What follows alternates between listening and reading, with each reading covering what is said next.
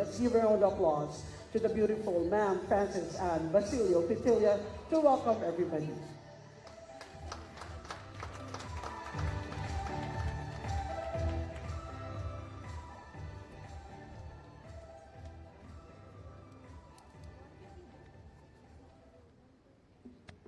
Good morning, ladies and gentlemen.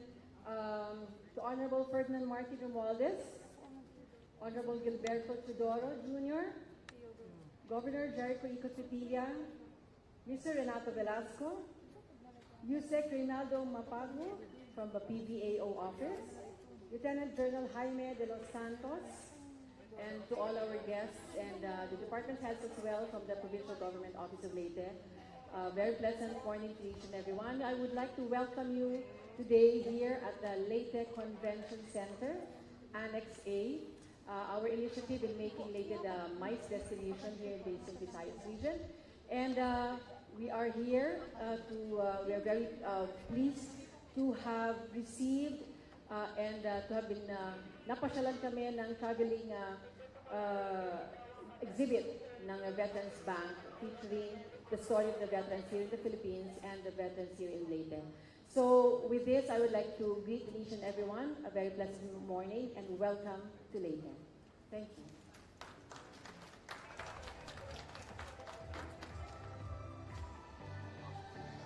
Thank you very much. Ladies and gentlemen, that was our provincial tourism consultant of the province of Leyte, the wife of our governor, Governor Carlos Jericho Pitilia, Ma'am Francis and Basilio Pitilia. At this juncture, ladies and gentlemen, may we also call to give his message the President and the CEO of the Philippine Veterans Bank, Mr. Renato A. Claraval. Sir.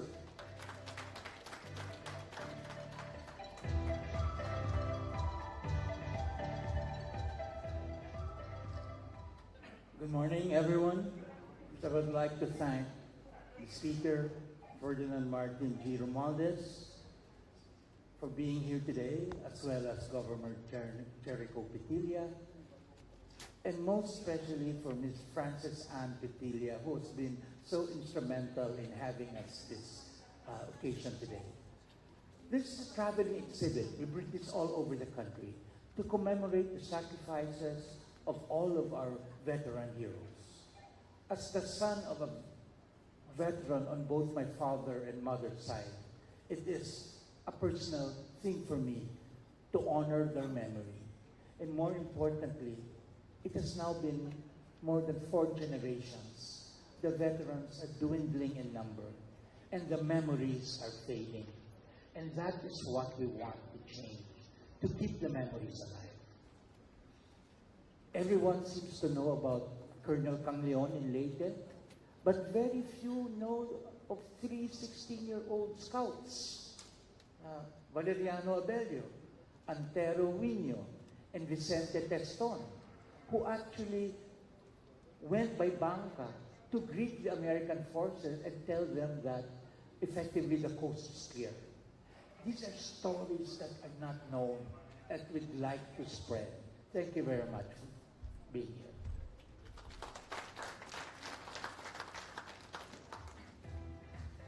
Thank you, ladies and gentlemen. That was the President and the CEO of the Philippine Veterans Bank, Sir Renato A. Claraval.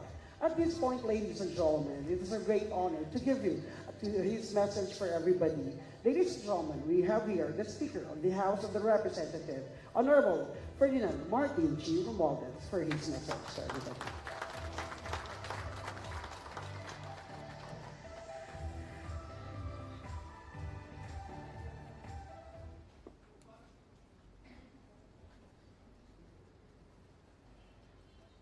Final to ating nasunan.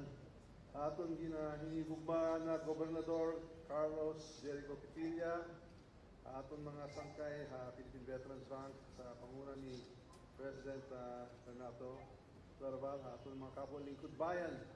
Yan mga kababayan ko din sa Leyte, aton mga bisita yan nga aga, mga kasangkayan.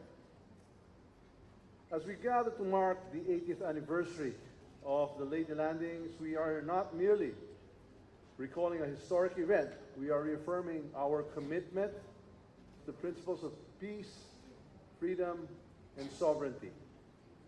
These values, which were so valiantly defended by our forefathers, remain crucial as we confront the new challenges in our rapidly changing world.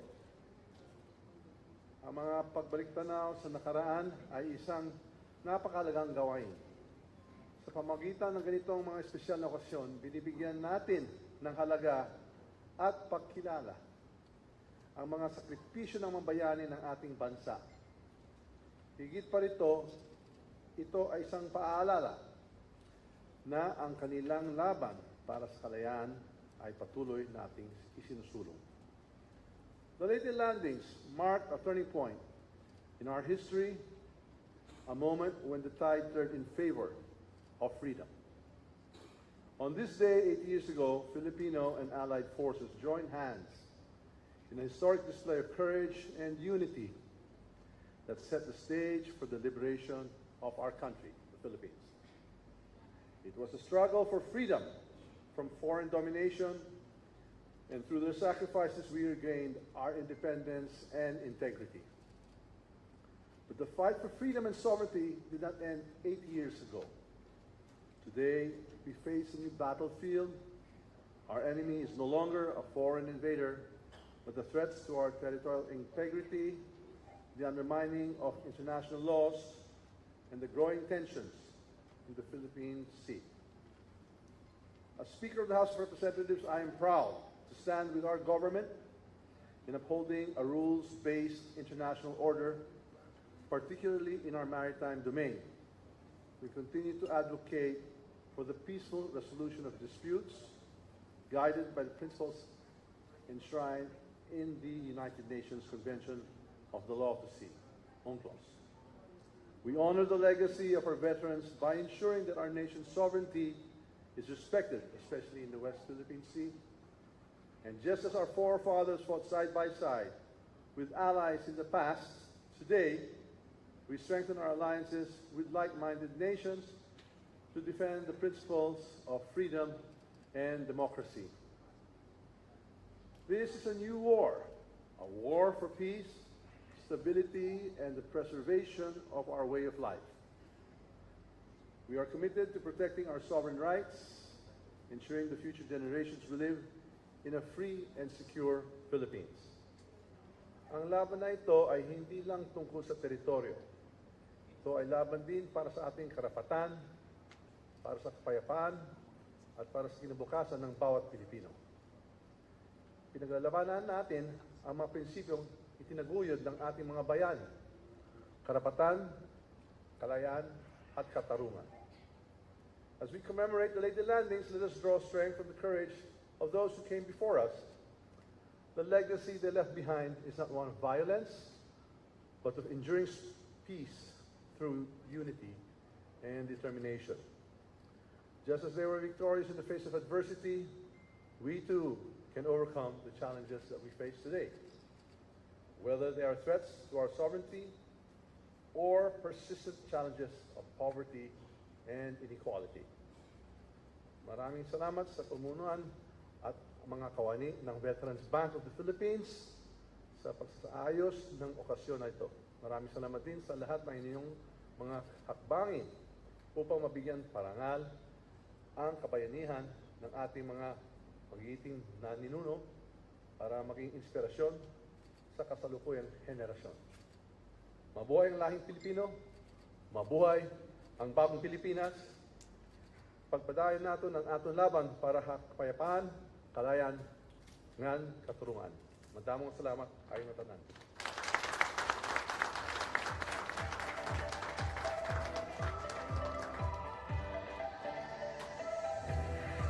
Thank you very much. Ladies and gentlemen, that was the Speaker of the House of Representatives. Let's give another round of applause to Honorable Ferdinand Martin G. Romualdez. Thank you, sir. At this juncture, ladies and gentlemen, we'd like to invite our friends from the Philippine Veterans Bank to please join me here on stage as we're going to offer a token to our guest speakers.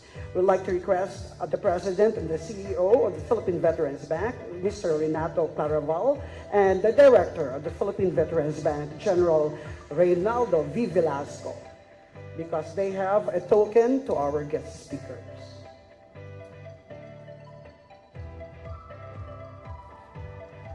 And of course, we'd like to invite Honorable Ferdinand Ferdinand Martin G. Romualdez. We also would like to invite Ma'am Francis Ann Basilio Petilia, and of course, the Governor of the Province of Leyte, Governor Carlos Jericho Icot Petilia, to receive the special token from the Philippine Veterans Band.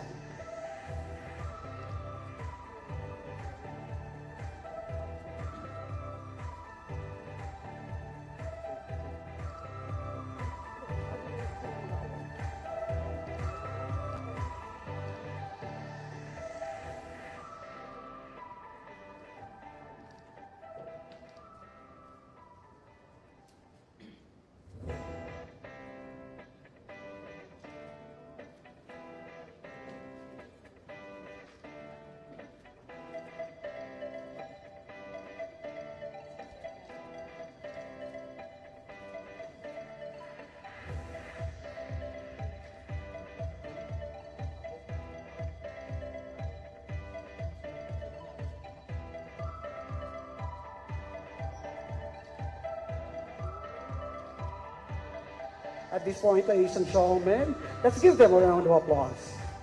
And we shall proceed with a very special photo opportunity.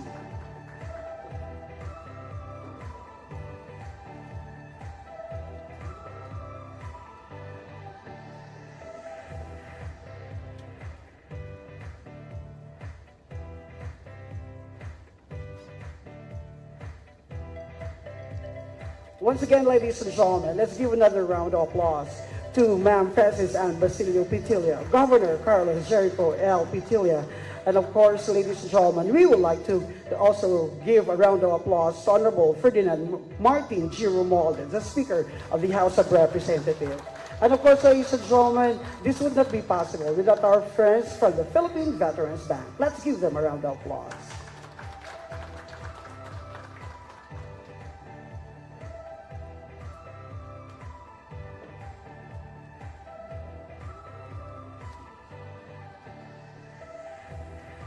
So ladies and gentlemen, that ends our very short but special program that we have.